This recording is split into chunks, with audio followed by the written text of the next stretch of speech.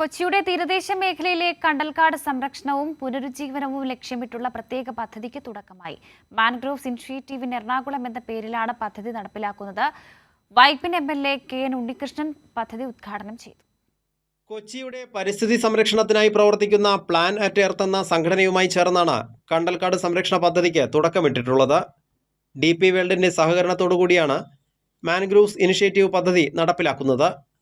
വൈപ്പിൻ നിയോജക മണ്ഡലത്തിലെ പള്ളിപ്പുറം, കുഴിപ്പള്ളി, കടമക്കുടി, ഞാറയ്ക്കൽ പഞ്ചായത്തുകളിലുള്ള 50 ഏക്കറോളം സ്ഥലത്ത് കണ്ടൽക്കാടുകൾ നട്ടുപിടിപ്പിച്ച് സംരക്ഷിക്കുന്നതാണ് പദ്ധതി. Vypin MLA K N. ഉണ്ണികൃഷ്ണൻ പദ്ധതി ഉദ്ഘാടനം ചെയ്തു.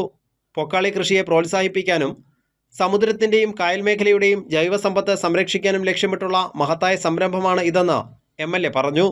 പ്ലാനറ്റ് എർത്ത് എന്ന് പറയുന്ന NGO സംഘടന വഴിയാണ് അത് നടപ്പാക്കുന്നത്. വൈപ്പിൻ മണ്ഡലത്തിൽ 8 പഞ്ചായത്തുകളിൽ ആദ്യഘട്ടം 4 പഞ്ചായത്തുകളിലാണ് ഇത് ഇപ്പോൾ നടപ്പാക്കുന്നത്. 1400 വർഷത്തെ പഴക്കമുള്ള നമ്മുടെ പാരമ്പര്യ കൃഷിരീതിയായിട്ടുള്ള പൊക്കാളി കൃഷിയെ പ്രോത്സാഹിപ്പിക്കാനും അതുപോലെ നമ്മുടെ സമുദ്രത്തിൻ്റെയും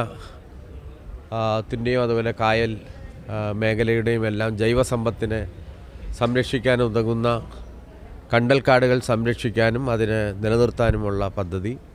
കടമക്കുടി ഗ്രാമപഞ്ചായത്ത് പ്രസിഡന്റ് മേരി വിൻസെന്റ് ചടങ്ങിൽ അധ്യക്ഷത വഹിച്ചു. പദ്ധതിയുടെ ഭാഗമായി അടുത്ത 3 വർഷത്തിനുള്ളിൽ കൊച്ചിയുടെ തീരമേഖലയിൽ 1 ലക്ഷത്തോളം കണ്ടൽ തൈകൾ നട്ടുപിടിപ്പിക്കാനാണ് DP വേൾഡ് ലക്ഷ്യമിടുന്നത്. ദീർഘകാലം ഇവയുടെ സംരക്ഷണവും ഏറ്റെടുക്കും.